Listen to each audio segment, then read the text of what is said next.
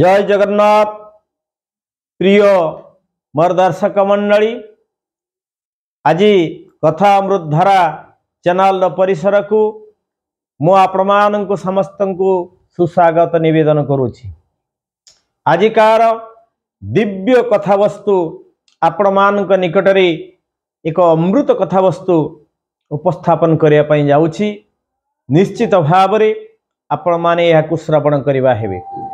आजिकार नाम शीर्षक रही क्यों गोटे व्यक्ति गोटे वर्ष बंची पारुछि। आज्ञा सही व्यक्ति होउछंती आदि ब्रह्म, आद्य ब्रह्म, पूर्ण ब्रह्म, सर्वमय शक्तिमय ठाकुर, दिव्य ठाकुर पूर्ण ब्रह्म श्री कोटि कोटि वर्ष पूर्वर ई विश्वमंडल रे रहिछंती। कोटि कोटि वर्ष भविष्यत रे मध्य सी बंची रही पारुछंती। तेबे आसंतु मोर विद्वान दर्शक मंडली, आपण मानक समस्तंकु मु वर्तमान आलोचनार परिसर को निमंत्रण करुछि।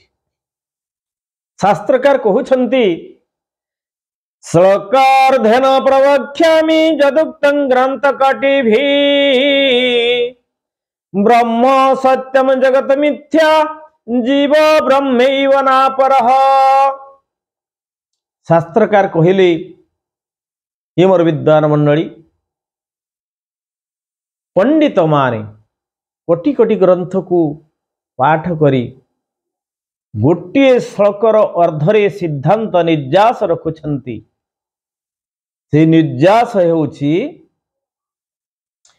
ब्रह्म ए विश्व रे ए संसार रे ब्रह्म हेउछंती एकमात्र सत्य, परम सत्य।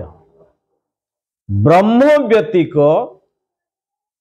ए संसार रे आउ किछि सत्य नहीं। तेणु सही ब्रह्म, पूर्ण ब्रह्म से होचंदी सत्य एवं सत। आमे विगत अध्याय रे कहिसंती सत शब्दटी को पुनः आमे आलोचना परिसर को आनिबा, व्याख्या परिसर को आनिबा।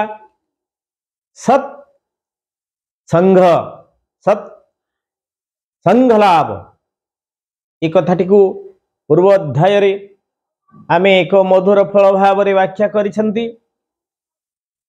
जो शक्ति, जो व्यक्ति लक्ष लक्ष कोटि कोटि वर्ष पूर्वरु अतीत रे थिले वर्तमान अछंती, आगु को कोटि कोटि वर्ष लक्ष लक्ष वर्ष भविष्यत रे मध्य जो व्यक्ति, जो शक्ति रही पारुछंती, बंची पारुछंती, तांकर कौनसी क्षय नाही। से अक्षय, से विनाशी, से अक्लेद, से असस्य, अदाह्य। एक कथा पंडिते गीतार द्वितीय अध्याय सांख्य जगरे परिष्कार भावरे उल्लेख करा जाइछि। तेणु सही व्यक्ति, सही शक्ति, सही ब्रह्म, सही पूर्ण ब्रह्म एकमात्र होउछंती सत। तेणु सही पूर्ण ब्रह्मंक विषय रे आलोचना करिबा, पठन करिबा, मनन करिबा, चिंतन करिबा, नवदा भक्ति को आचरण करिबा, यह ही होउछि सत। साधु मानक सहित एही सत्पुरुष, एही सत शक्ति, एही ब्रह्म शक्ति, एही पूर्ण ब्रह्मंक विषय आलोचना करिबा, तर्जना करिबा, विश्लेषण करिबा, साधुसंग लाभ करिबा, ये होछि सत्संग। सत होउछंती केवल मात्र ब्रह्म। ये अद्वैतवादर कथा।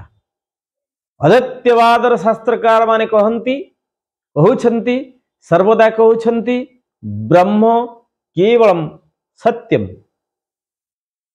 ये होछि अद्वितीय, यार द्वितीय नाही।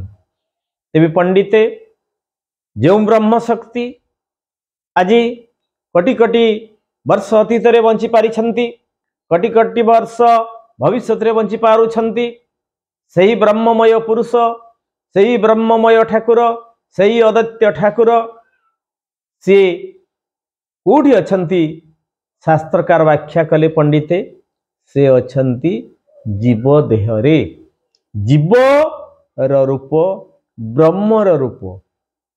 तेणु जीव देहरे ब्रह्म विद्यमान रही, से एक पूर्ण ब्रह्मर अंश विशेष भाव में पंडित रही। ये कथा को गीतार 15 अध्याय पुरुषोत्तम अध्याय रे भगवान व्यास व्याख्या करिसेंती अति सुंदर भाव रे। सनातनर अंश विशेष जीव देहरे विद्यमान। ये कथा को पंडिते मोर साधु संत मंडली आमर परम शास्त्र भागवत रे अमृतवाणी प्रदान करिसेंती अति बड़ी जगन्नाथ दास। से कहिसेंती सकल घटे नारायण बसंती अनादिकारण। सकल घटरे सकल जीवर देहरे नारायण पूर्ण ब्रह्मर अंश विशेष भाव रे विद्यमान, यह शास्त्र प्रमाण करुछंती। तेणु बहु शास्त्रकार बहु पंडित माने मत प्रदान करिछंती हे मोर ज्ञानी कदम्ब जे जीव हेउछंती माधव, जीव सेवा होउची माधव सेवा। तेणु जीव प्रति स्नेह रखिले, श्रद्धा रखिले माधव तृप्त हेबे, माधव मुग्ध हेबे, माधव आनंद हेबे, माधव कल्याण करिवे। ये हूँ शास्त्रवाणी। तेबे आसंतु मोर पंडिते आमर समस्त जीव मध्य जेति समस्त 56 कोटी जीव रही विश्वमंडल रे, समस्त जीव मानक मध्यरु ये मोर सजन मंडली मानव जीव, मानव होउछंती सर्वश्रेष्ठ, मानव होउछंती सर्वश्रेष्ठ। बहु पुण्य अर्जन कला परे गोटे जीव बहु पुण्य अर्जन कला परे 84 लाख जनी भ्रमण करी से पुण्य अर्जन कला परे शास्त्र रे मत रही, शास्त्र रे सिद्धांत रही, से मानव रूप मानव जन्म ग्रहण करंती। यही मानव श्रेष्ठ जीव कहीं पंडिते आमे श्रेष्ठ कहीं कहवा ना, यही मानव होउछंती दिव्यतर दिव्यतर प्राप्ति यही केवल मानव देहरे विकसित। तेणु भागवत रे अति बड़ी जगन्नाथ दास पुनः प्रमाण करुछंती मनुष्य देहे दिव्य ज्ञान देखी संतोष भगवान। तेणु मनुष्य देहरे आपण मानक देहरे आपण मानक हृदय रे आपण मानकर चेतना रे दिव्यत्य भरा ज्ञान रही। तेणु हे मोर सजन मंडली भगवान पूर्ण ब्रह्म ठाकुर से आपण मान को दिव्यत्व ज्ञान प्रदान करिसेंती। आपण मानकर दिव्य ज्ञान रे आपण माने समस्त जीव प्रति समस्त जगत प्रति आपण माने श्रद्धावान हुंतु, स्नेहवान हुंतु, जीवर सेवा करंतु, मानवर सेवा करंतु, जगतर सेवा करंतु। तेणु भीम भई आज्ञा सुंदर पदटी लिखि देइछंती प्राणी दुख अप्रमित देखु देखु केबा सहु। तेणु मो जीवन पछे नरक पड़ी थाउ, मो जीवन पछे नरकी पड़ी थाउ, जगत उद्धार हेउ। तेणु ही मोर विद्वान मंडली आपण माने जीव मध्यरे श्रेष्ठत्व लाभ करिसेंती, मानव देह धारण करिसेंती, मानव भाव रे जन्म ग्रहण करिसेंती। आपण मानकर कर्तव्य दिव्यत्व ज्ञान रे हित ज्ञान रे हित ज्ञान चक्षुरे देव चक्षुरे देव आचरण रे जीवर सेवा कले माधव सेवा हेब माधव से गोविंद से नारायण से आदि ब्रह्म से पूर्ण ब्रह्म से शरण अशरण रक्षण महाबाहु से कालियार भुज से पद्म पलाश नयन सर्वेश्वर सर्वाधार निरंजन निराकार सर्वानंद परमानंद अमृतमय ठाकुर करुणा स्नेह आशीष आपण माने प्राप्त हेबे एथिरे संदेहर अवकाश नहीं। तेणु आपण माने आज रही अमृत कथाधारा चैनल माध्यम यही उक्ति अमृत उक्ति को आज अनुचिंता माध्यम आपण मानक निकटरे मु उपस्थापन कली। यही तथ्य मु जो श्लोकटीए संस्कृत श्लोकटीए मु आपण मानक निकटरे उपस्थापन करिछि पंडिते ता आदिगुरु शंकराचार्य अद्वैतवादरी से लिखिछन्ति।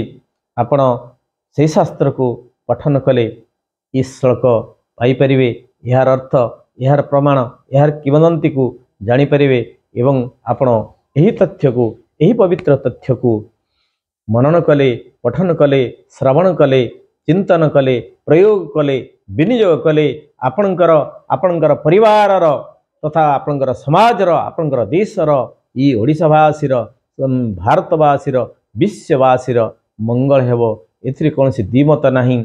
जो दुई पद गीत ओडिया गीत आपण मानक निकटरे मु उपस्थापन कली से तो पूर्व अध्याय रे आमे कहिसंती से होचंती काव्यामृत।